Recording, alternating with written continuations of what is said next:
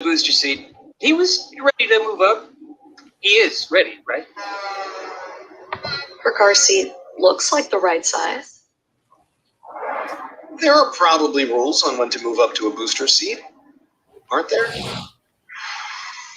Rear facing, forward facing. I think I have it right. Car crashes are a leading killer of children 1 to 13.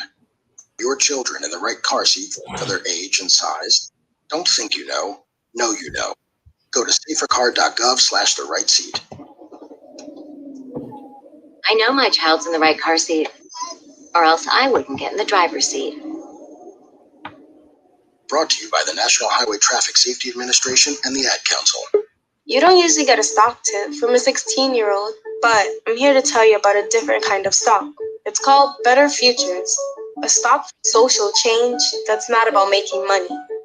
Instead, you invest to help students like me go to college. This is beyond a simple donation.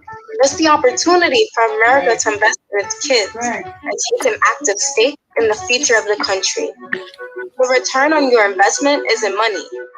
What you get back is knowing you protected our potential. So one day that potential can grow up to become surgeons and architects, executives and engineers, people who can change the future just by being a part of it. My name is Alicia, and I'm your dividend. Invest in better futures with UNCF. Visit uncf.org/invest. A mind is a terrible thing to waste, but a wonderful thing to invest in. A public service announcement brought to you by UNCF and the Ad Council. Edward Lehman has been a trusted insurance advisor for over 16 years with insurance solutions for auto, home, commercial, life, and retirement. He's located at 54 Sunnyside Boulevard, Suite H in Plainview. That's just 1,000 feet south of 495. Local agent, local advice. The time to think about insurance is before you need it. So do yourself a favor, and before you pay your next insurance bill, give Ed and his team a call, 516-935-3900, or visit them online at www.allstate.com/EL. Edward H. Lehman Insurance is your trusted insurance advisor.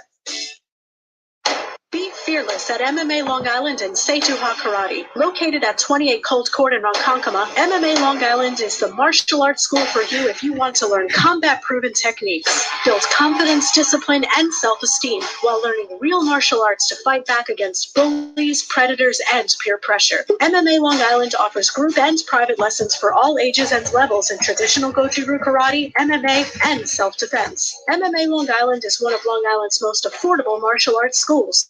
There are no promotion, belt, or membership fees, and family discounts are available. All classes are taught by 7th degree black belts by John Benedict with over 30 years teaching experience.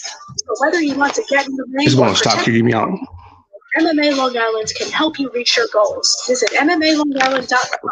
That's MMALongIsland.com. Or call or text 516-381-9660. That's 516-381-9660. It's the Worldwide Sports Radio Network. The Sports Hit List presents Smoking Mirrors with Declan Krogman and the Polius Brothers, Greg and Stefan, breaking down the biggest news in sports, giving you the stories behind the story, here for all the smoke, all the time, right here on the Worldwide Sports Radio Network.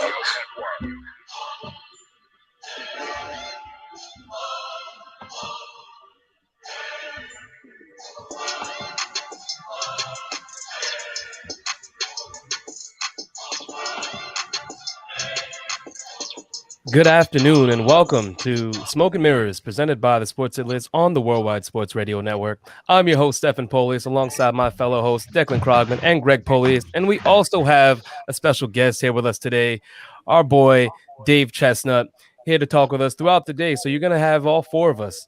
Dave, I'll come to you. How you doing? I'm doing well, man. Thank you guys for having me again. Once again, it's your host, man. It's your man, D Chess, man.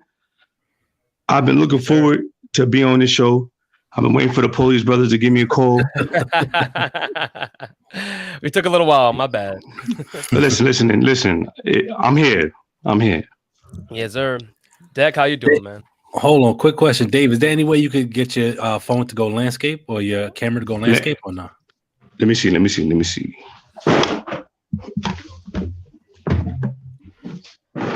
got him editing his home studio out here. It's all right if you can't. Yeah, it's all good. People will see you either way. Yeah. Yeah, I don't even know how to adjust it on here. So It's all good, man. We can see you just fine. So, Deck, how you doing, man? How was your weekend? Not bad, man. Good weekend. We had a nice little fantasy draft. David, nice to finally meet you. Thanks for coming on, man. Oh, nice to meet you too. You too, man. Very excited. We got a lot to talk about today. I can't wait. Definitely. How about you, Greg? What's going Shout out to my fellow Bash brother. He used to do our damage in the 3-4 hole back at Baruch. Oh man, doing as our good friend D Kelly would say, doing jobs. Doing jobs. Yep.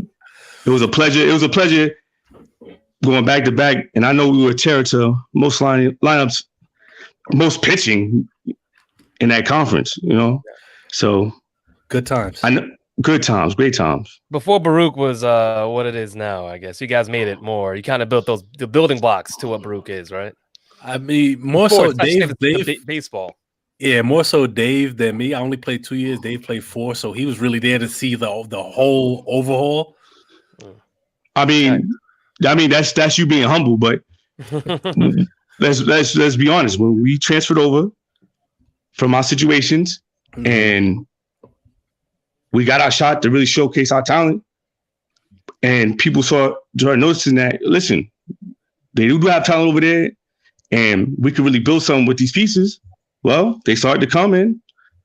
Our coach Jose Torres started to build around us, and obviously, you were really one of the main pieces that the cement on the ground. You know, I just happened. Definitely. Like, we're old enough to give ourselves enough credit, you know. So, at the end of the day, you were, like I said, me and you were the cement, and from there, I just happened to be there, having a couple more years of eligibility to really get a championship. That's what's up. Speaking about college sports, though, we're gonna start with March Madness. Oh, God. So all of you know on Friday we were speaking about the Final Four, and it played out on Saturday. You know, we had Gonzaga beating UCLA, which that ender. Hold on, how good was that game? That game was amazing. That's got to be one of the better games. Classic. One of the best games we've seen in a long time at the college level. It makes. Sorry, Dave. I just want to say it makes the Baylor Houston game more like the undercard. And I know you Houston, you know, Declan. Sorry, you know, I just have to say it all right. You guys are so lucky. You won't hear me talk about my bracket no more. I'll never mention the upsets I picked. It's over. It was fun while it lasted. But we got a nice game tonight. It's at 9:15, 9:20. Yep. We get the game, you know, as Chuck said. Shout out to Chuck for filling it for Greg. First of all, Greg, obviously very happy to have you back. Glad to be back.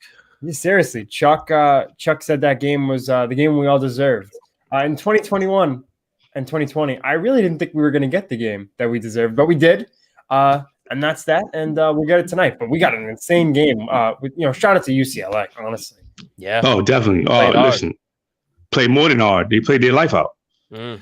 As you should, especially during this COVID time where not a game is guaranteed.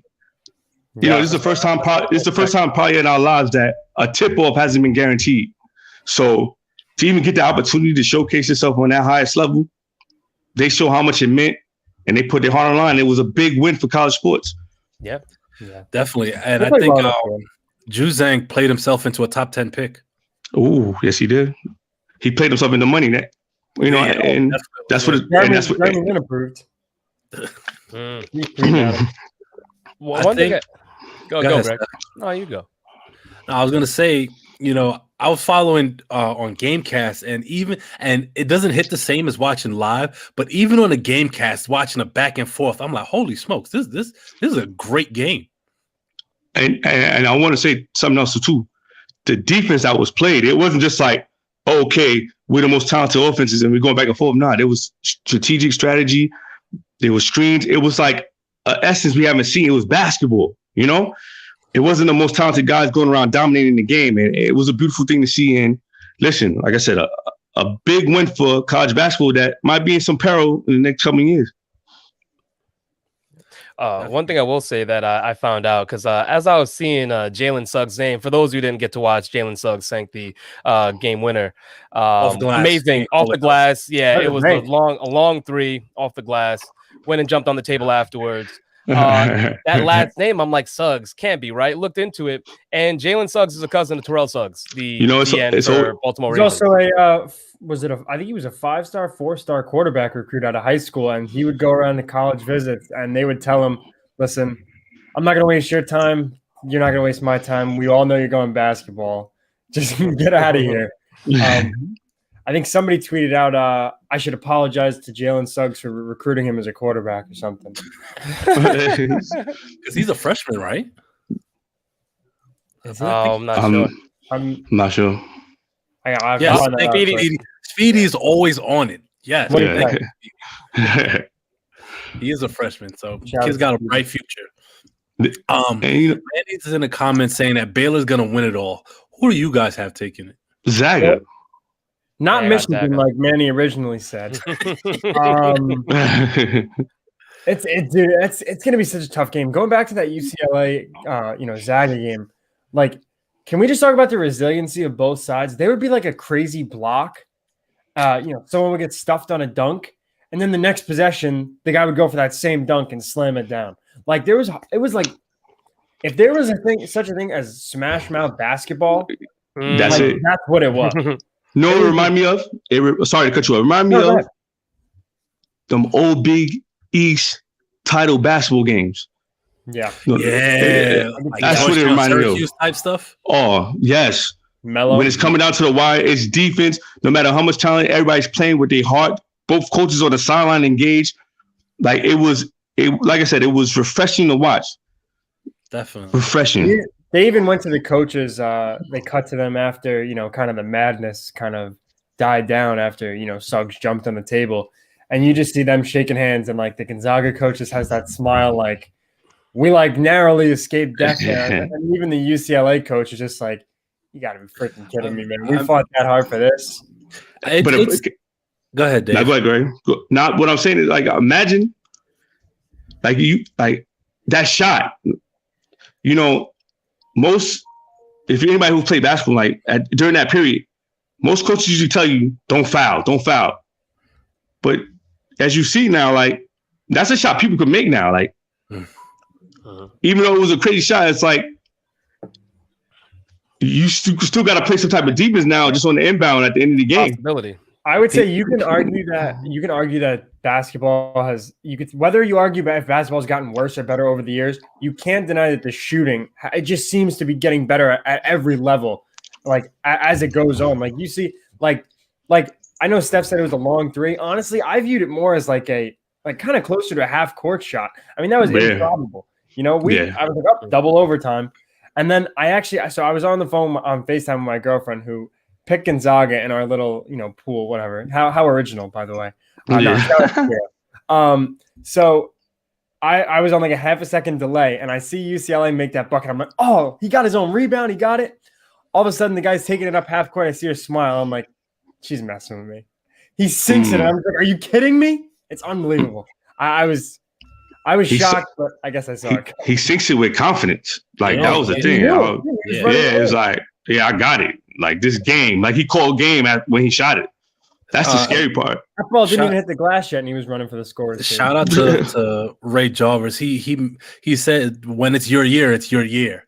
And that's what the vibe I'm getting from Gonzaga. I mean, I picked them to start, and I'm gonna still go. Baylor has some pro level players on their side, but I just think the overall team effort on Gonzaga is gonna get it done in a close one, though, in a nail biter. I do have a question for you guys, though, because as you're talking about Declan shooting improving on all levels, I like to believe that that's the the cause of that is, the Steph Currys and the Dame Lillards of the world that are on a game in, game out kind of night to night basis, making these improbable shots. What used to be improbable now it's like we expect them to make them. And the same way when you're younger and you're looking at and idolizing players, to see, players of that caliber taking these shots that used to be, what are you doing? It's the last shot at the end of the last shot at the shot clock's winding down, or end of the game. It's like, okay, it's a prayer. These aren't prayers anymore. These people are practicing this. So I think that it's influenced by the NBA, the stars that you see doing this, and now you have college players that they're spending time in the gym now practicing this shot, because you don't just make that right on a whim. You're working hard at that in the gym, and then you're putting it out on the court in game. Especially to shoot. I agree. I'm sorry. I agree.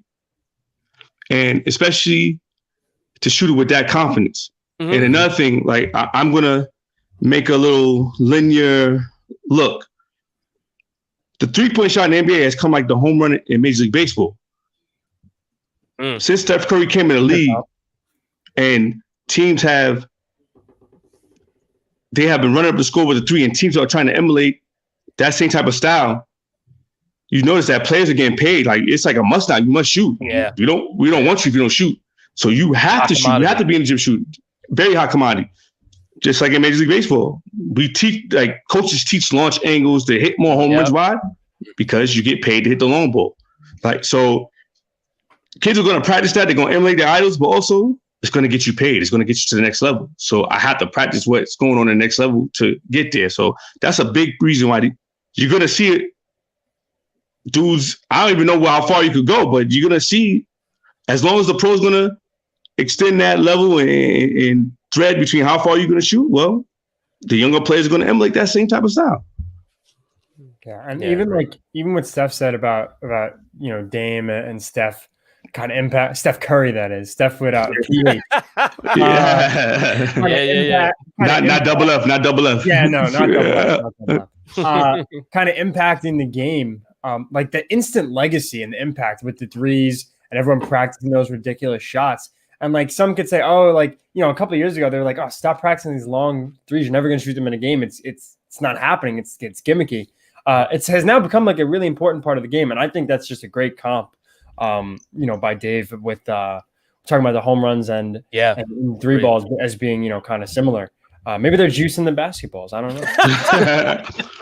Imagine that. Deflated basketball is going in. It's like, imagine. We don't need that. We really don't need that. With that perfect segue, I appreciate y'all for that. Something else that happened this weekend was baseball. All right, we had opening day on Thursday. It was a busy weekend. All right, busy weekend. Now I just want to go over some of the bigger moments. I want to say the most feel good moment to me was Shohei Ohtani, making history, popping 101 on the gun, and then in that next inning, hitting a home run 450 feet at 115.2 exit velocity. He's amazing. He's just a world talent. Any better. You couldn't. Honestly. I think he was built out of machine. Like, he's like an X-Men. Like, no, for real, really think about it. Like, when have you ever in baseball, in our knowledge, have seen somebody treat the major leagues like it's little league? Oh, you're gonna pitch there, you're gonna hit, like, and you're gonna hit home runs, and you're gonna throw 102. He's treating this like it's little league. It's amazing. For Babe Ruth or no? Oh man, I might not. No. So also, Steph, you forgot to mention that homer he hit was 97 high and out, and he yanked it to right center at 450. That was.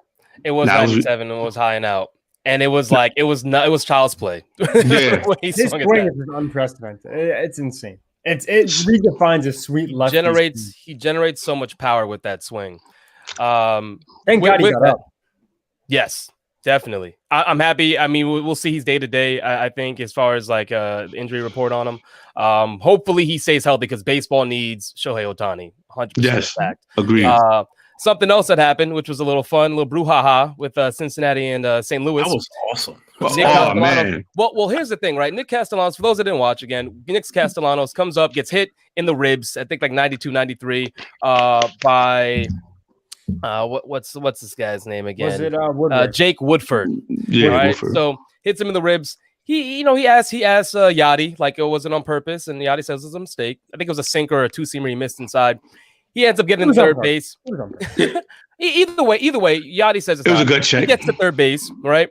And then Woodford happens to throw a wild pitch, and it's a bang bang play at the plate. You have Nick Castellanos sliding headfirst, coming in safe, and then John Woodford is there. And when Nick stands up, he says something, "Let's effing go," right? Towards like in his face. He flexed on him.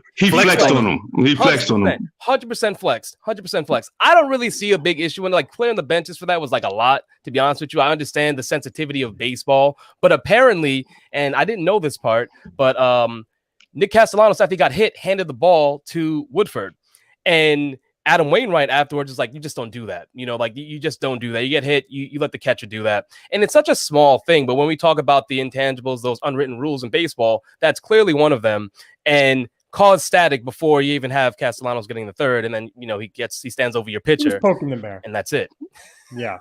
Can I say something about that? Go ahead, Dave. Go ahead. It's ridiculous. He handed him the ball. You just don't do that. Now imagine he handed the ball with a smile. That would change the whole thing because he was like, "Oh, he's being friendly to me."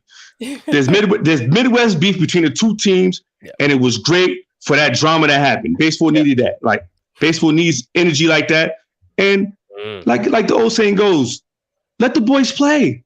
The boys play. Yeah. Well, I mean, nothing really happened. Nothing happened. Yeah.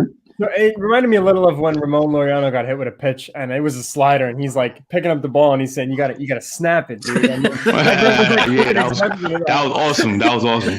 Like a great moment. But you know what was so funny? Like I saw both sides of that fight. I wanted to see a little more, not gonna lie. But with that whole thing, it was like I feel like every fight between the two teams, like Yadier Molina, as much of a legend as he is. Like it always starts with him taking exception to something. Yes, like that's what happens. But you know brother, what? The one thing I'll say is I don't want to say Castellanos was asking for it, but he was flying a little too close to the sun. I have no problem with him. He was skipping down the first baseline on opening day. Chalk it up to excitement. I'll give him a pass on that. Then he gives him the ball. Listen, it's innocent. It's whatever. But like he knew it. Saying as a build-up. You're saying it's a build-up. I'm not gonna say it was innocent, right? Because there is past tension between the two teams. It was very petty. Yeah. So, but what I'm saying is, in terms of the unwritten rules, we could pick and choose when we want to put those rules in effect. So shout out to Manny Schefter in the comments. Manny Schefter. Yeah, he said Castellanos hit a bomb before the game before and was skipping to first base. Yeah, that's what he said. That's what he said. Yeah. I didn't know it was because Thanks of for having my back, dude. Nah. I got you. You know what? Like, and even like still, I agree with Manny. It wasn't innocent. He knew what he was doing. It was petty. I think that Castellanos. Listen, I am new. I'm for the new school in some aspects, for the old school in some. I don't even think. I think this is few and far between. I don't think this really is either. I just think it's kind of ridiculous. There's going to be another fight. No, and we can't wait. And let's be honest, guys, we can't wait to see it. Please, Nick, do something stupid again. Yeah. Well, yelling LFG in someone's face, like if you're the pitcher on the ground, like you're not going to get up and knock him on his ass. That's just my thought process. Like, get out of my face. And then Yachty comes over. I don't know. I thought Castellanos handled himself poorly, even in the post game. Yeah, one thing I will say. Oh, go ahead. Go ahead, sir. Right. Just about that situation, because we spoke about this before with the unwritten rules and how, hitting a guy and put him on base. Oh, where'd he go? Uh-oh. All right. Oh, you want me to pick up? It's allowing the team to have a chance to score. There he is. I'm going to wait. Am I back? We lost you a little bit. If you maybe restart your sentence, son. Yeah, it happens like once a show now. My internet, man. I got to pay for that extra that better Verizon Fios package. But I was saying that we spoke about this before with the unwritten rules and how a guy does something, maybe pimps a home run, you hit the next guy, you put a guy on, you're allowing for that team to have another chance to score. And ultimately, at the end of the day, if that team won, like let's say they pimped a home run, you hit them, but you still lose. you took the L, and the whole point is to win, right? You're trying to get W's. So in the case of this matchup, Cincinnati took it. I mean, they crushed them on Sunday, 12-1. You know, it wasn't even a game, you know? And Castellanos hit a home run. If that's what it took to get him hot, he was hitting a triple at the top of the wall, then I mean, so be it. But like the idea that, oh, he pimped a home run, that's why he got hit, whatever. It was a bunch of stuff. And what led up to the fight, like he was going way too far. You know, it was a CVS receipt list long of things that he was doing the entire series. Like, you're on today, Deck. He You're had on it today. coming, man. He had it coming. You know what? I guess, Deck. I'm sorry. You go. No, hit it. You got it. Now, I was gonna say, like, the beautiful thing about it, besides all the petty stuff, it was that the passion shown early in the season. Mm-hmm. It felt like it meant something, and people and the fans feed off of that. And I couldn't agree more with that. I mean, it's just great to see them back and excited. Yeah, definitely. Before we go on break, I just want to Declan, like in our fantasy draft, like to say I root for the Astros. So since I pseudo root for the Astros, I would like to shout him out for scoring 35 runs in a weekend series against the A's. Yeah, so Greg got a little mad that I told him that he roots for the Astros. I asked him to be honest. Imagine telling someone who they root for. Imagine telling someone what quarterbacks they like. You know what? You can't have it both ways. Oh, man. Oh, man. We got to get into that. We just might. Wow. We're moving ahead too fast. I'm waiting for him to order a Carlos Correa jersey. I want to add because we're talking about the weekend and what happened. The Mariners won their series, and I'm not saying hey, I'm going to be talking about this all season long. So just lock in, all right? That's right. The AL West future winners, the Angels took three. Hold on. Hold on. Listen. Hold on.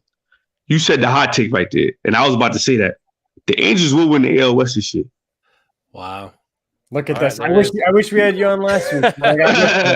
Hey, but we do have to go to break. Yes. Stay locked in. This is Smoke and Mirrors on the Worldwide Sports Radio Network, presented by the Sports Hit List. We'll be right back. All right.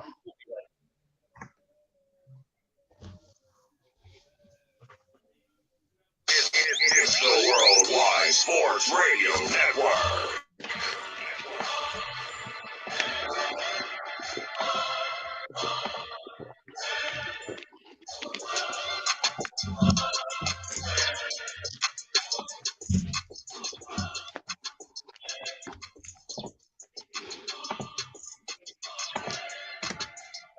Do current market conditions have you nervous? Our experienced team of financial professionals at Heritage Harbor Financial Associates understands that no two investors are alike. We all have different goals, needs, and appetites. Size-fits-all approach does not work, especially when planning for retirement. At Heritage Harbor Financial Associates, we analyze your unique investment style so that you can retirement goals. Financial Associates your retirement goals by providing a wide array of financial products, even for the risk adverse. Give us a call at 631-331 to learn more or to set up an appointment with one of our financial professionals. You can also find us on the web at hhfa.org or on Facebook at facebook.com/. Number again is 6599. That's 631-331-6599. Investments in stock, bonds, and mutual funds and variable annuities are not FDIC insured and are subject to fluctuation in value and market risk, including loss of principal. Heritage Harbor Financial Associates offers securities through AXA Advisors LLC, New York, member FINRA, AXA Network LLC. Edward Lehman has been a trusted insurance advisor for over 16 years with insurance solutions for auto, home, commercial, life, and retirement. He's located at 54 Sunnyside Boulevard, Suite 8 in Plainview. That's just 1,000 feet south of 495. Local agent, local advice. The time to think about insurance is before you need it. So do yourself a favor, and before you pay your next insurance bill, give Ed and his team a call, 516-935-3900, or visit them online at www.allstate.com/Edward H. Lehman Insurance is your trusted insurance advisor.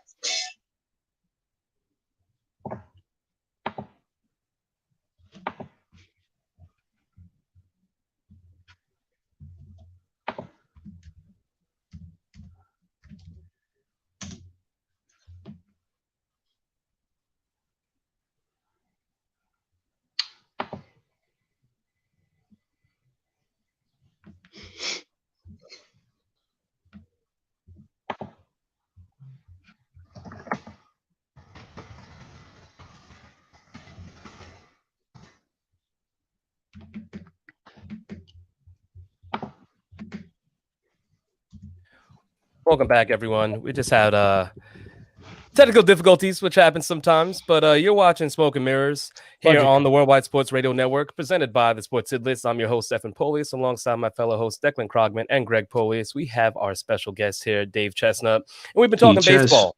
Yes, sir. With the belts in front of them, don't you forget it. Championship mentality all the time. I like it. But yeah, we're talking baseball still. I just want to get into, the hometown teams. And, we can't talk about the Mets because they didn't play. But the Yankees played.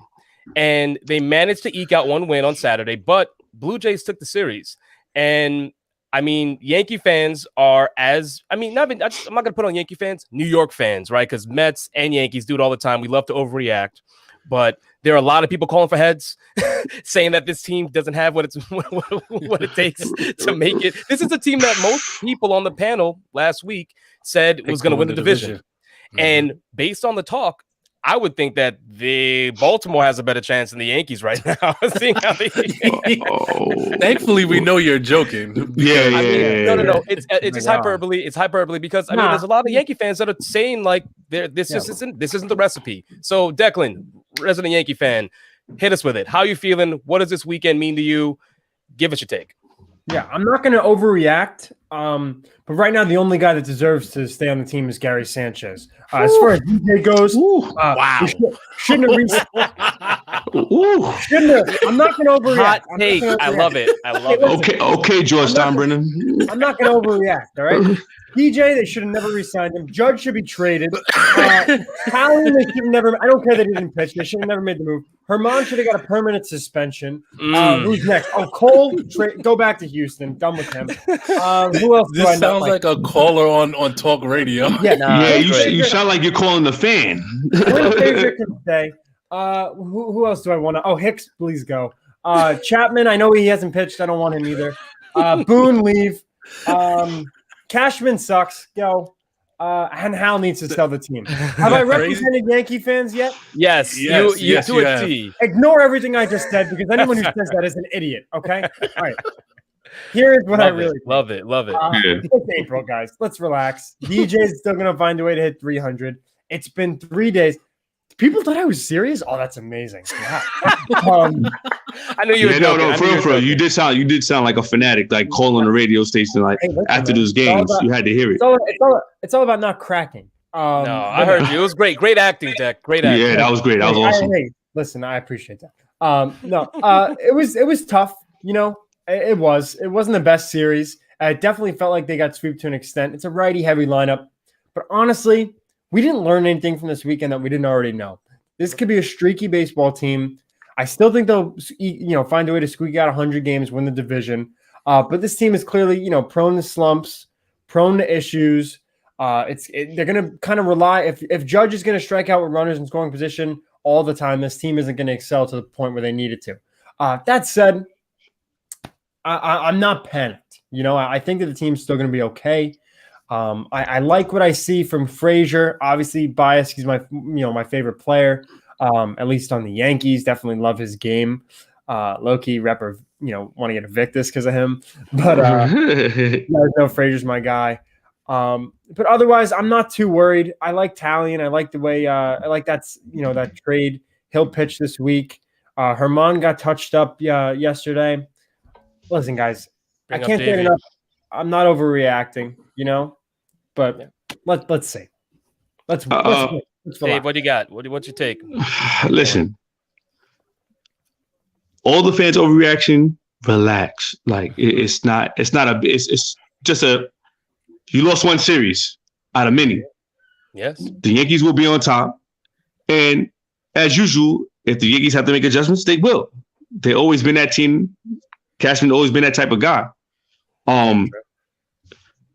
If Judge stays healthy, he's going to be the player he is. Stanton's going to hit 90 home runs in insignificant games like he usually does. That's what we pay for. We pay for him to strike out 200 times. And in the mid-July game against the third pitcher on the team, he's going to hit a 450 full home runs, and we're going to forget the 5 strikeouts he had the other day. It's so accurate. It's not even funny. but that's what the Yankees pay for.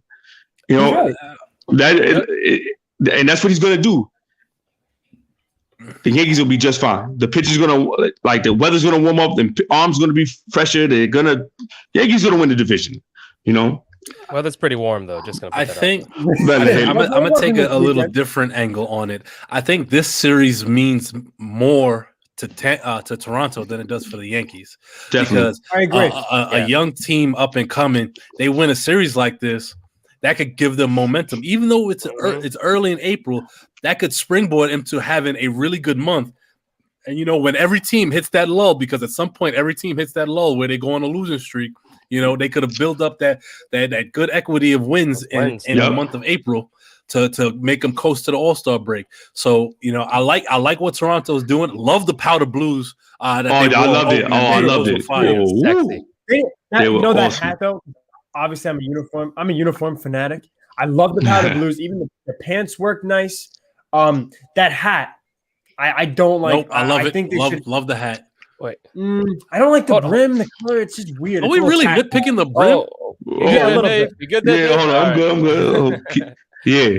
I just want to say, Greg, you're on the record disliking the Phillies powder blues. I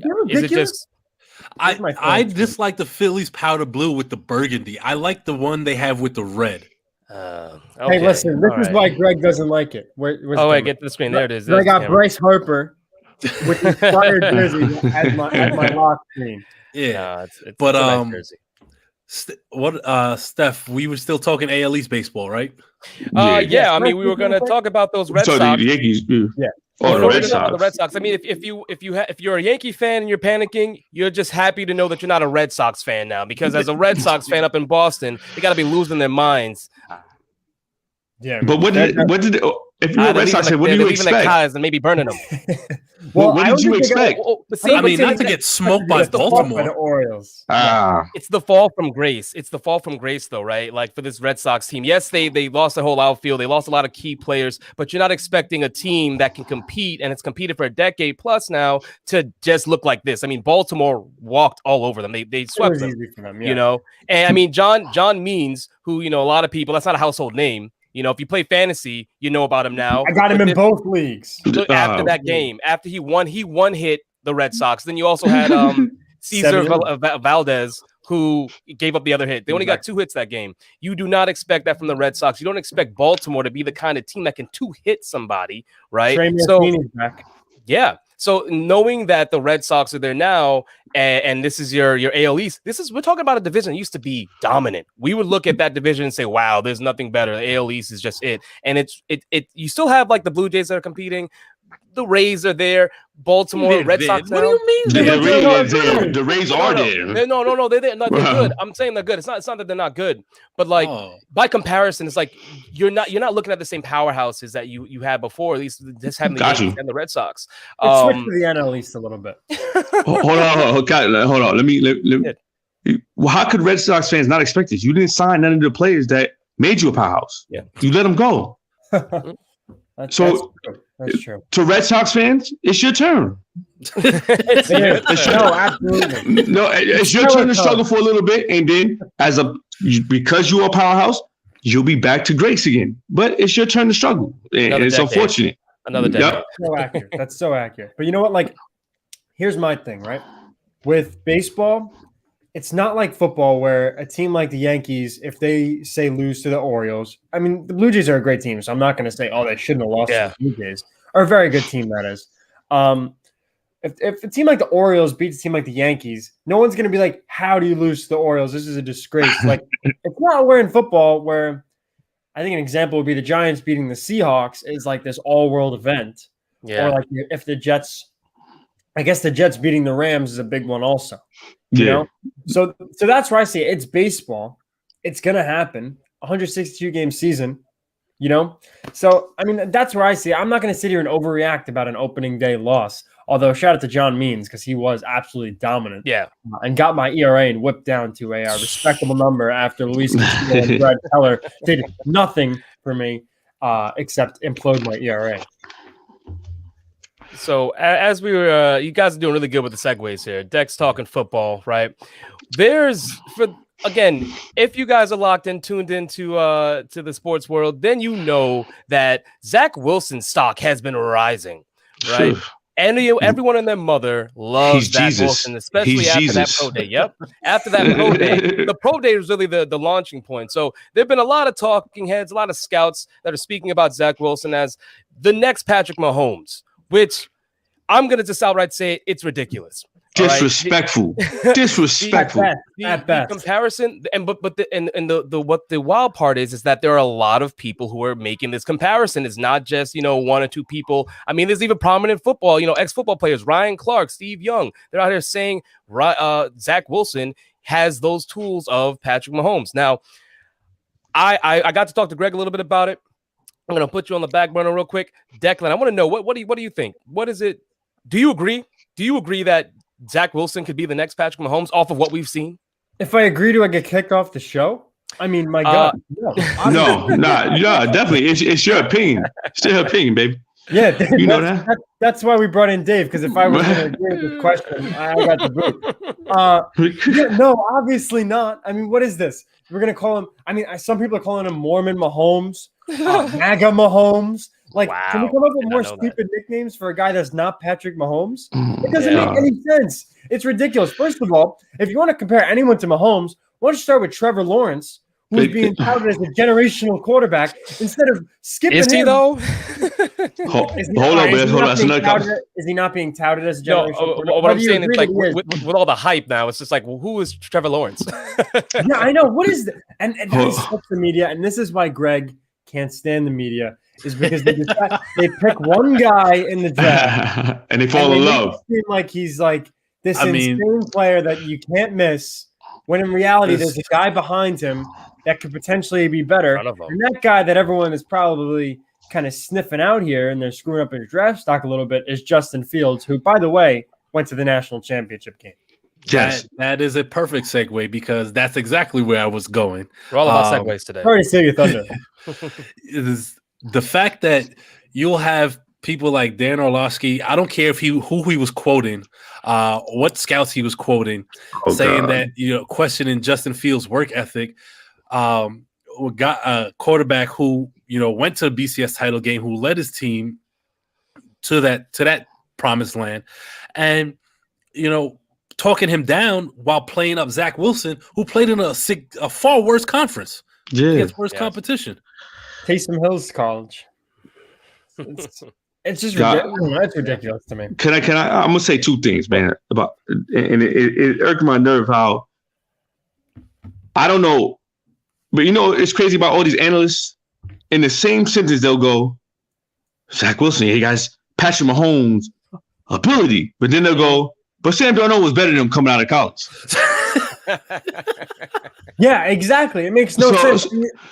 So the confusion there is it befuddles me every time I hear something like that, because in shorts and a t-shirt, he wowed you. He made a couple of throws in his games where he's not playing top of the line competition. It should be question marks behind it, but for some reason he became the next savior. And Jets fans, watch out! Jets fans, watch out! Broadway Zach is coming. Broadway Zach is coming. He's coming. And Broadway this is Zach. You heard it here first. Smoke and Mirrors, Broadway Zach. Bro, all the attention that he's been getting, plus New York media, Jets fans, watch out. Because if you do draft him and he starts immediately and he sucks, I mean, it'll be Sam Darnold all over again. That's what it would be. It would be worse than Sam Darnold, because now you have the expectation of Patrick Mahomes type talent. Yeah, I agree. It's worse than Darnold. Much worse than Darnold. And you know what's so funny to me is, first of all, where do we find these guys to get their job? Like Dan Orlovsky, no disrespect to him, professional quarterback. Isn't that the guy who ran out the back of the end zone and took a safety and not on purpose? He's his own legend. He's a legend himself. 16 line, you know what? Deck you're coming from today. I like it though. I love it. But the Zach Wilson, like they're hyping him up, and I feel bad for him because he's gonna have to show and prove. You know, it's it's not like fair to him either. Honestly, it's a big part because now for him it's a high risk, high reward. If I do bad, they're gonna be trash cans next to my name every day. I would be memes every day.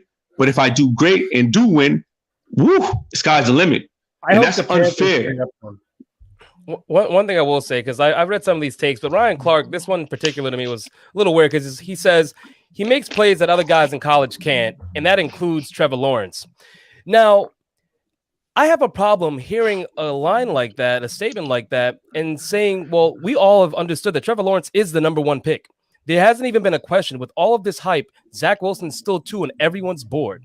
How can you say that, make that statement, and say he can make all the throws that, other guys just can't, and then you're not even thinking about, well, maybe Zach Wilson is one, because even when Andrew Luck and RG3 were in the draft, it was like, who's one, who's two? It was a battle every day. Exactly. Yeah. People were going back and forth. If you were to give the hype to Zach Wilson that they are giving now, I would understand having a conversation around maybe Zach Wilson could be one, but that's not even a discussion. Right. So why are we talking about him in a way that Trevor Lawrence isn't already doing that?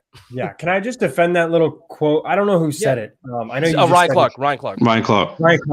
Oh yeah. Well, I mean, he's had some definitely controversial takes. The one thing I'll say in regards to, first of all, believe it as media smoke. They're hyping up Zach Wilson as the number 2. Oh, for sure. Whether this is within the mind of Ryan Clark at this point, I'd like to think it's not. Whether it is or it isn't is irrelevant to me. To say that Zach Wilson makes plays that Trevor Lawrence can't, I don't think is a huge issue per se, because if you look at Andrew Luck and RG3, Andrew Luck obviously was miles better of a quarterback than RG3 was. That said, RG3 could make plays that Andrew the explosive plays they couldn't. Yep, I agree. I think honestly, and I'd like to hope, at least if I'm looking at this just has to have something to do with play style. Because Zach Wilson is as mobile as Trevor Lawrence is, like he's no slouch in the running game. Zach Wilson can really, like, he runs hard, he runs fast. Yeah. Whether that translates to the NFL level, we'll see. But he definitely makes plays that Trevor Lawrence, not that he's limited to make, but that Trevor Lawrence is not his game to put himself in these crazy reads. I heard what you're saying. I guess in response to that, they're more of a one-to-one comparison than RG3 and Andrew Luck. Like the game style, the play styles are so different in Andrew Luck and RG3 compared to like Zach Wilson and Trevor Lawrence. So to say an extreme situation. Yeah, I know, but like this is just to make the comparison to me is like to think about it. It's like I still look at that quote and I'm like, why? Why would you say that? But well, Dave, sorry, we do have to go to break, but we can start right back up when you come back. Everyone stay locked in. This is Smoke and Mirrors on the Worldwide Sports Radio Network, presented by the Sports Hit List. We'll be right back. It's the Worldwide Sports Radio Network.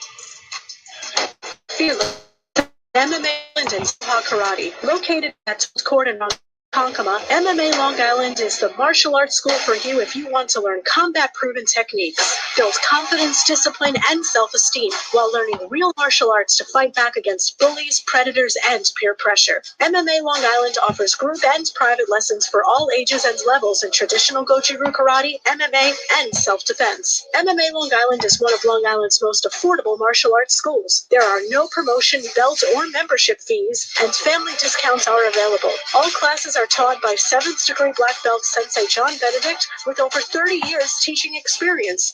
So whether you want to get in the ring or protect yourself and your family, MMA Long Island can help you reach your goals. Visit MMALongIsland.com. That's MMALongIsland.com or call or text 516-381-9660. That's 516-381-9660.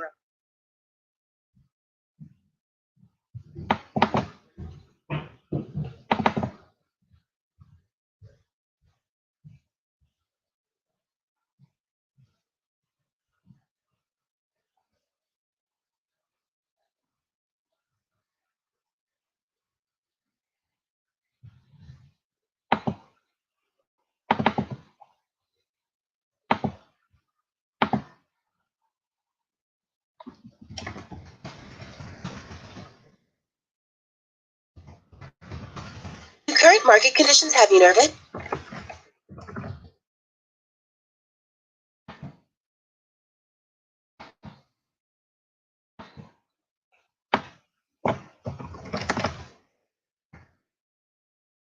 Do current market conditions have you nervous? Our experienced team of financial professionals at Heritage Harbor Financial Associates understands that no two investors are alike. We all have different goals, needs, and appetites for risk. That's why the one-size-fits-all approach does not work, especially when planning for retirement. At Heritage Harbor Financial Associates, we analyze your unique investment style so that you can work toward your individual retirement goals on your terms. Heritage Harbor Financial Associates can help you take steps to reach your retirement goals by providing a wide array of financial products to fit your needs, even for the risk adverse. Give us a call at 631-331-6599 to learn more or to set up an appointment with one of our financial professionals. You can also find us on the web at hhfa.org or on Facebook at facebook.com/hhfa.org. Our number again is 631-331-6599. That's 631-331-6599. Investments in stocks, bonds, and mutual funds and variable annuities are not FDIC insured and are subject to fluctuation in value and market risk, including loss of principal. Heritage Harbor Financial Associates offers securities through AXA Advisors, LLC, New York,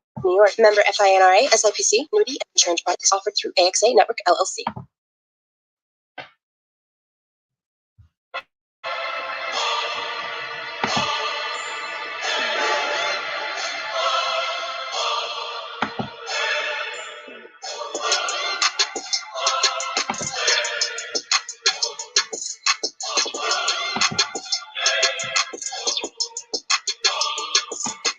Welcome back, everyone. I hope you're enjoying the show so far. This is Smoke and Mirrors, presented by the Sports Hit List on the Worldwide Sports Radio Network. I'm your host, Stephen Polius, alongside my fellow hosts, Declan Krogman and Greg Polius, as well as our special guest, Dave Chestnut. Yes, sir. So we've been talking some football, and I'm sure you've been enjoying it. I've enjoyed it thoroughly. I think we all have. And along those lines, I mean, we're talking second pick, or rather Zach Wilson, who's looking like the second pick. But on the other side of that conversation about New York sports is the Giants. And you, Declan, I see the face you're making already. You're getting yourself prepared. But this is not a knock on Declan. This didn't leave his mouth, I don't believe. But there have been, and Greg, you can correct me who it is, but I know that there was a talking head who was saying that Daniel Jones is a Super Bowl winning quarterback. I think it was one of the Maras, one of the owners. It was John Mara. It was the owner of the John Mara. Okay, perfect. So John Mara put it out into the world, into the universe, that Daniel Jones, DJ himself, Danny Fumbles, as some people know him, is a Super Bowl winning quarterback. Hey, 29 fumbles in 2 years. But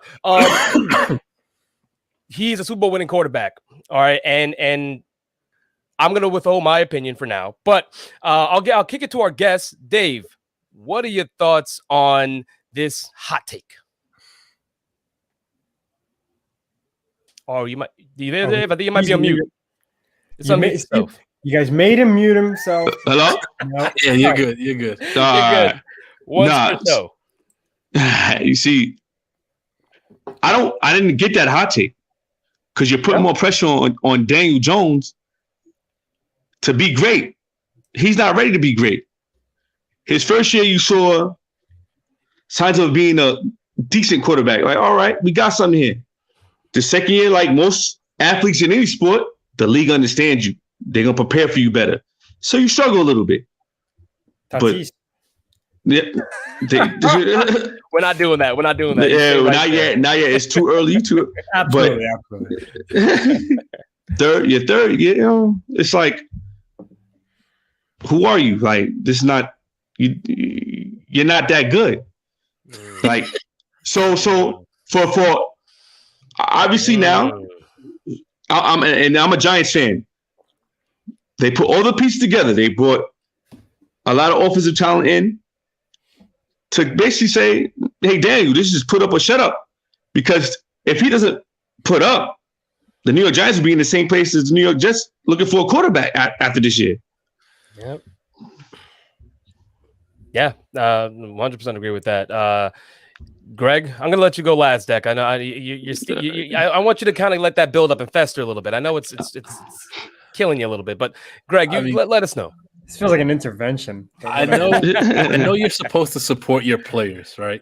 Yes. But there's also living in reality. And nothing Daniel Jones has shown in his career thus far is even remotely close to making the assertion that he's a Super Bowl winning quarterback.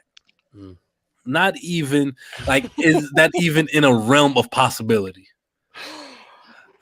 It makes you wonder, does he need to get checked? Is he okay? Is everything okay? Blink twice if somebody's making you say this. Is Dave Gettleman making him say this? He must have something on the Mariners, man. Yeah, I'll have to say Dave Gettleman did his job. He did his part. He protected his own behind. I said, listen, I got the talent. Don't blame me. It's Daniel's time to perform, and that's exactly what he did. I just don't see how does that even help your situation?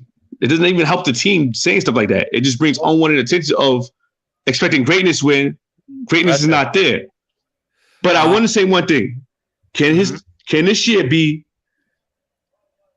I hope he has a Josh Allen, Baker Mayfield type year this year. Because you're speaking Declan's language. No, I'm hoping that he takes that, because and I'm being real fair to him right now, because in Baker Mayfield you see how hard it is for you to be fair for him? Why is that so hard for you? Because struggling to find words just to be fair. But you've seen the progression in Baker Mayfield and Josh Allen. You've seen it. You've seen that. Listen, all right, these guys got it. They just need a few things to happen for them. Daniel Jones is the bite is not there. It's just we're gonna be a 6-10 team forever. You know what I'm saying? That's how I feel with him. 6-11. I'll be 6-11 now. 6-11 now. No more even numbers. So shout out to Carl, the sports hit list chosen one, the leader of the brigade. He's stealing my points, by the way, but go ahead. He asked, before Eli won, did we believe he was Super Bowl winning QB? And for me, it wasn't so much about him being, but Eli, even as inconsistent as Eli was, there was still those high highs he had in off seasons, even when the Giants made have been a good team. He's gonna be great. Yeah, but you could tell, okay. And one thing I've always said about Eli is he always performed when the game was on the line, when it mattered the most in his prime. You can't say that about Daniel Jones right now. So how the hell are we even giving him this type of moniker? No, Declan, I'm gonna give it to you right after this. I will say we know that Daniel Jones can run that damn ball when he's ready. So you give Daniel Jones that lane and he'll take it. So he can run about your 40, 50 yards. Tripped by Ghost. The girlfriend of Manti Te'o. Oh, wow, man. That's damn, Deck. You really been killing him today. You touched the heart right there. You pulled the strings of the heart right there. All right, Declan, you go. What do you got, man? What are you feeling? Or do you agree? Is Daniel Jones a Super Bowl winning quarterback? Danny Dobbs is his guy. Yeah, the obvious answer is no. Boo. Yeah, sorry to ruin your ironic media narratives that are trying to be brought up here. Listen, I'm going to say a couple things since I sat back on the matter as this intervention was brought across the table to me. John Mara, and this is why it's so funny to me, and Carl brings up the question, did you believe Eli was a Super Bowl winning quarterback before he won? John Mara was on record saying before the 2007 season, which was Eli's fourth year in the league, that I don't know if we can win with this guy. So that's Eli Manning, right? Saying he doesn't know if we can win with. Actually, I'm going to full name him right now. Elijah Nelson Archibald Manning III. Oh, That's what he just said. Government heard you. Seriously. All I need is the address. Then we'll really go full. No, seriously. That's what John Mara said about Eli Manning. So to come out here and say about Daniel Jones, this guy could win a Super Bowl, it's just owner talk. Listen, if they didn't believe that he was the guy, they probably wouldn't have surrounded him with all these pieces. They wouldn't have a huge organizational revamp. I disagree with that. But see, that's what you do. You know what? Like this, they're setting him up for if he doesn't go and make the plays he needs to make, if he doesn't become the quarterback that they drafted him to be, then you're going to be at the bottom tier of the league and you're going to go for a quarterback next year. Or you're going to sign a veteran. I agree with that. It is his third year. I've always said it. I feel like a broken record saying it's the most important year for a young quarterback. And if he doesn't put it together, I do think he will. I think we'll see shades of his good, a very, very nice passer in his rookie year. Took a huge regression last year all across the board, except, with his legs, as Stefan mentioned. I see this is a guy, and now Kyle Rudolph said that he is an Andrew Luck type. No, he doesn't. How hard was that for you to say just now? Yeah, no, it's not hard at all. See, you know what? He couldn't even finish the sentence. He said, "Yeah." Yeah, and this is why it's not hard. My fine little Astros fan in the bottom right corner there. See how annoying that is. By the way, Andrew Luck's one of my favorite quarterbacks of all time. Eli Manning and Josh Allen as well. Josh Allen's like tier 3 when it comes to my favorite quarterbacks of all time. But that's not even the point. Daniel Jones I root for because he's on my favorite team. But listen, being real about him is not that hard. It's obvious to see what happened. That said, like the idea that it's done, he's not a franchise quarterback. Like it sounds stupid, especially when this is a guy who showed promise his rookie year. I'm not going to say it was a really good rookie year, numbers wise from a passing standpoint and nothing else. It was a decent rookie year. The regression last year was insane. No, passing numbers absolutely it was decent. I was just talking about the turnovers. They weren't great rookie year, but not even the turnovers, just the fumbles. 24-12 is not a bad touchdown interception ratio. Didn't he have 12? Didn't he have 12? He had 12 turnovers, like 12 interceptions, and then he put the ball on the ground a lot. I'm just saying the turnovers in general. Yeah. Well, I know all those interceptions. I'm not gonna blame him because half of them probably came off Evan Ingram's hands. All right. It's a big year for him. Yeah, it's a big year. Agreed. When Dex says, the Giants had to put things around him, and to see, they had to put things around him because they've made it known that he's their guy. So as an organization, they had to do that because he couldn't perform with what they've already given him. So now in this third year, it's the put up or shut up year. Exactly. No, it is absolutely. And if he does, if they don't put it around him, which obviously they did. The trenches, I don't know how they're going to fix that because it's still, dog it's not shit. good. Yeah, it's still not good. Horrible. So that's going to be a problem. We saw it in that Ravens game against one of the best defenses in football, if not the best defense in football. He got sacked on like 4. I think it was a 3 and out. He might have had a combined 0.8 seconds to throw the ball. But there's really honestly, it's not all on DJ. But at the same time, actually, DJ's Derek Jeter. It's not all on Daniel. But there's a decent chunk of it that is. I don't want to. If it's not this year, then it's done. He has no more excuses. They went out. They got Galladay. Saquon Barkley's coming back. They got a top 10 defense. I don't want to hear it. Which is why you haven't. Yeah, right now. I agree with that. I think Deck's saying the same thing. Like, this is the year, and I agree with that. And one thing I'll credit the Giants with that the Jets did not do is, for Sam Darnold, giving him pieces to say, okay, let's figure out what kind of quarterback you are, because he hasn't had the pieces. He's had different offensive coordinators, different head coaches, right? So, he had chaos. Basically, he had chaos, and he had underperformance from different positions. Like, yes, you had Crowder, and Crowder's great in the slot, but he's not your number one. And the fact that he is sad for a quarterback. You don't need Crowder as your number one. So the Jets never gave Darnold the chance. And here, as a player now, Darnold isn't getting the chance that Daniel Jones is getting to say, okay, this is what I can do. And I think that that's amazing for Daniel Jones. I hope that Daniel Jones does well this season. But good on him, Darnold, especially he recruited Galladay. And honestly, exactly.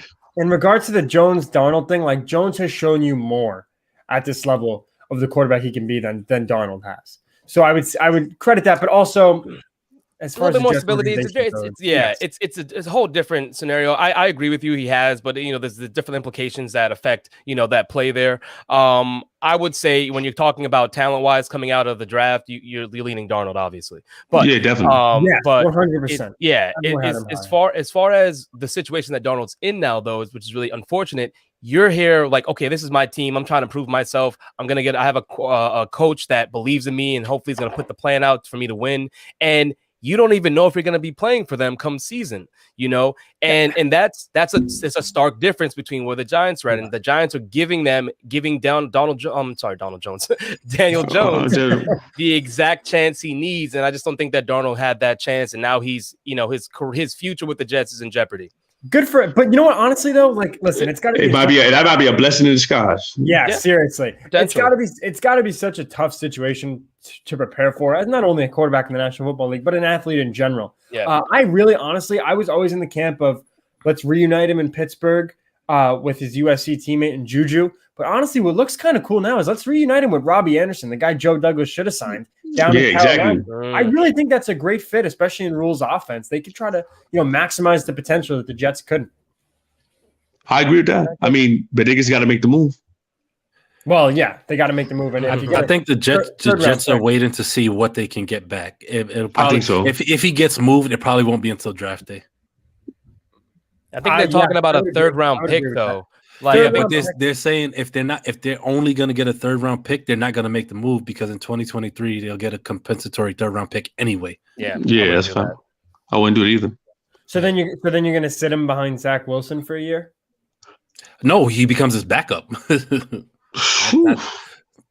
That's that could be bad for business. I never like the idea of having the two guys together. It's just why would you want to do that to Zach Wilson? You're leaving a guy that was supposed to be the franchise guy. Like you are. And this is where recency bias comes into play because we've been force fed this notion that a quarterback is supposed to come from college and be able to be a franchise guy number one right away, and that's not always the case. Patrick Mahomes wasn't that guy. He was not. I was going to mention that. Yeah, but see, Patrick Mahomes wasn't that guy. See, that's different. The Chiefs were a playoff football team with Alex Smith. The Jets are a laughing stock. But that's not the point, though. The point is the guy from college comes and sits and learns because he's still not the same. College football, NFL is not the same.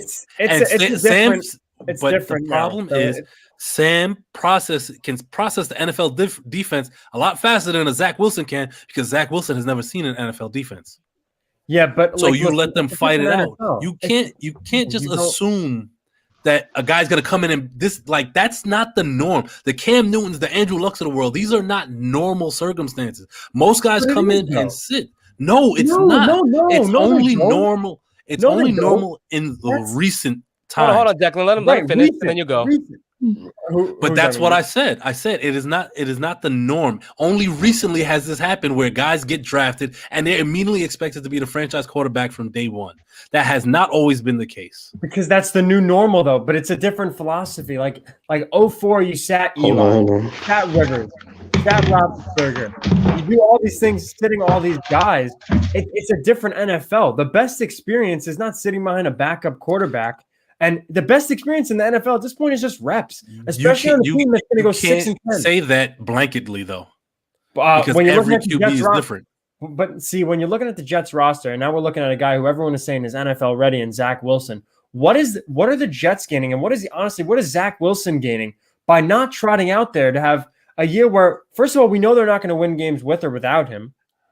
What is the point of having Sam Darnold trot out and lose all these games when you could be doing it with Zach Wilson and getting him reps? It's just or if you don't protect him, he ends up like Joe Burrow with a leg injury. But see, the Jets have Becton, and they can potentially. This line isn't great, but they can potentially get it to where it needs to be. So I'll say this, just to interject really quickly. I don't think it does not hurt Zach Wilson to come in and be behind Sam Darnold. If anything, it helps the Jets organization if they draft Zach Wilson and then Sam Darnold goes on to perform well and increases his value to the NFL, and then they can move him if they believe that Zach Wilson, if the season maybe doesn't go the way it needs to, but Darnold is performing much better than he has, his stock increases. The Jets now have a trading chip that they can use before the trade deadline, and it's better for them in the long run. I think that makes more sense. Being behind a quarterback as a rookie doesn't hurt you. Yes, I agree with you, Deck.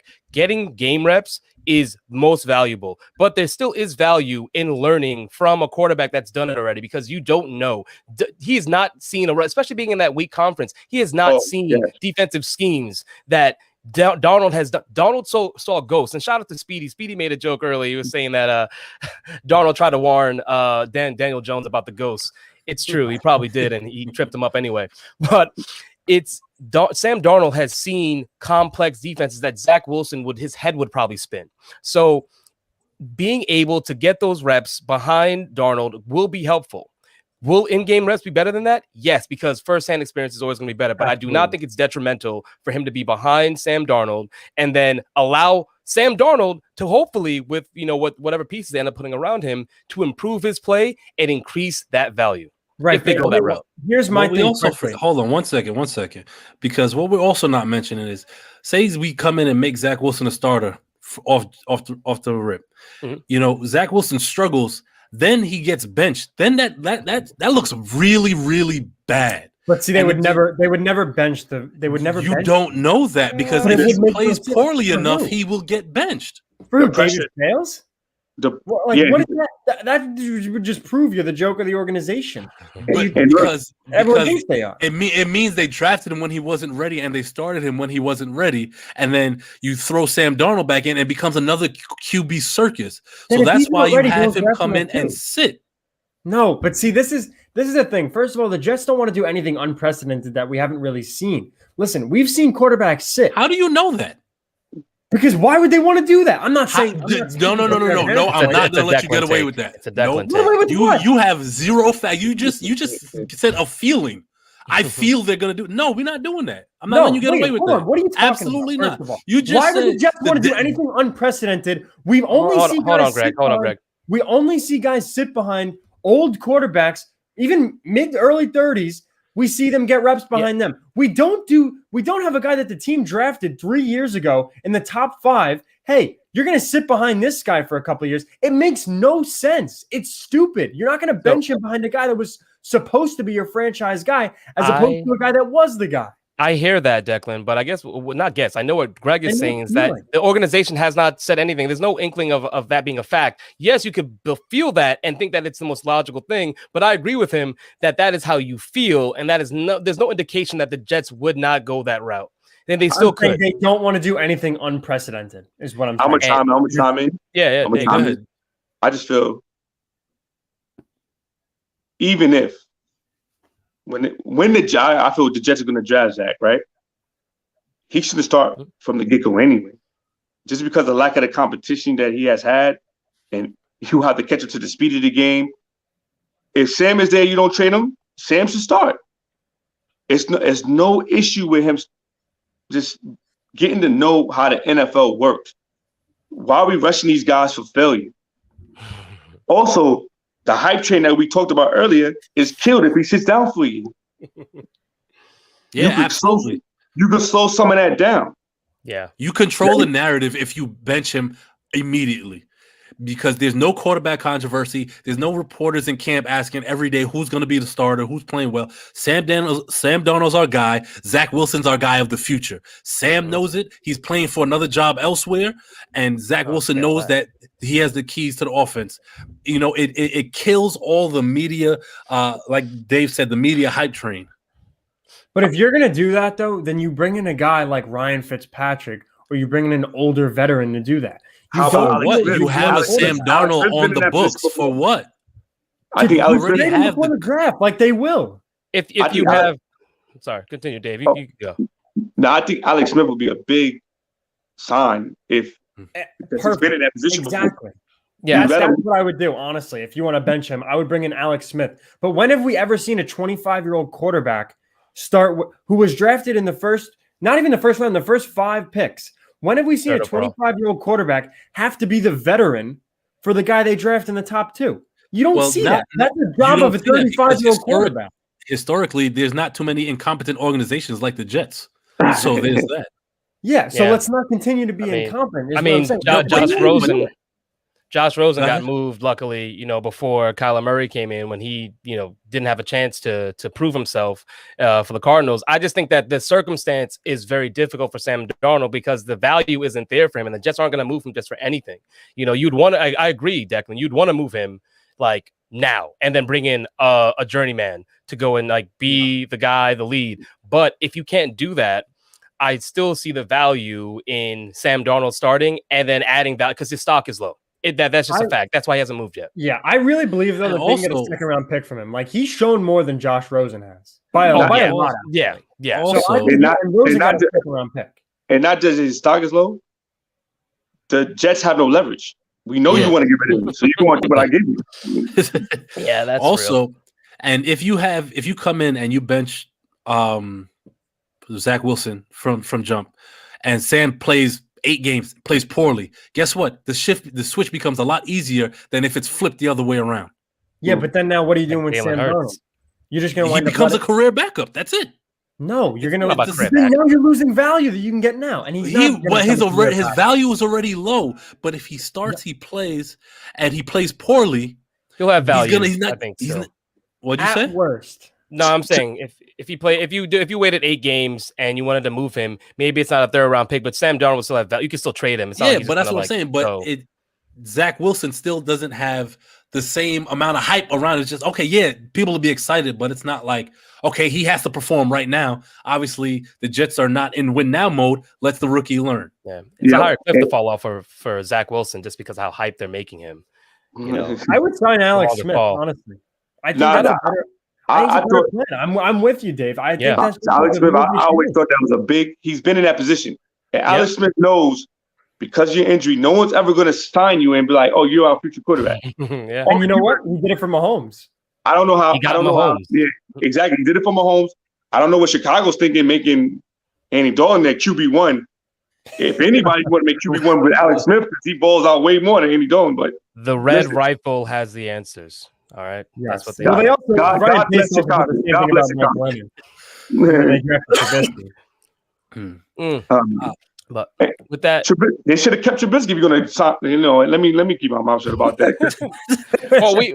That's already been most valuable player. That's already been spoken about on Smoke and Mirrors. Greg is a bigger fan of Trubisky than he is of the Red Rifle. We all know that. You can agree. It's a you join his bandwagon of. No, I'm joining that. I'm joining that bandwagon. I'd rather keep Trubisky than Andy Dalton. What?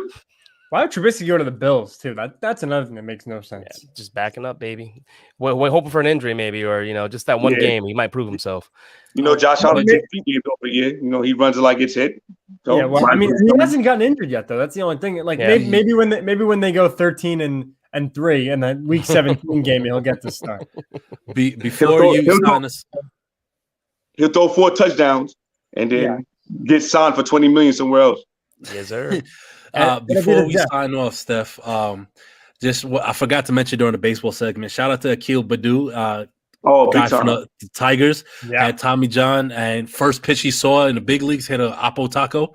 So shout out to him. That was a great moment for his parents. Yeah. And Nick Castellanos suspended 2 games. Oh, I mean, that's a little soft. Okay, we agree that he was an a-hole, but like. I don't think the suspension was necessary. It's not necessary at all. No punches were even thrown. This is why baseball has no fans. It's soft. That was soft. We agree that Castellanos was wrong. Like he was lame for what he did, but but not a suspension. 2 games for that. Like if you're gonna get 2 games, at least go in everyday life. Why punish him for it? No. That's what he wanted to do. That's what he wanted to do. It brought baseball more ratings. People enjoyed it. So listen, they should just let him off the hook just off that. More people look at the clip while he's hot, though. I mean, geez. I'm sure he will get another game or 2 in. But with that being said, that's our show, everyone. Thank you for tuning in to Smoke and Mirrors. I'm your host, Stephen Polius, alongside my fellow hosts, Declan Krogman and Greg Polius. And we had our special guest, Dave Chestnut. Dave, thank you so much for coming on. It was a pleasure. Pleasure. Love to have you back. This is great. Let me know. Yes, we'll reach out. All right. And we're sorry we took so long. That's on us. Listen. I'm ready. You know what I mean? I'm ready to go lock and load all the time. Awesome. Well, Yeah, This bring is Dave against- because we have some decent 2-on-2s. What you call it? Dave, shout out your podcast, bro. Oh, listen. I got a podcast, the Extraordinary Sports Podcast. You can get it on iTunes. Listen, tune in, subscribe. It's all love. Awesome. Love it. Thank you for the plug. Like I said, Smoke and Mirrors presented by the Sports Idiots on the Worldwide Sports Radio Network. We'll see you on Friday between 1 and 2. Take care. Wow. It's the Worldwide Sports Radio Network.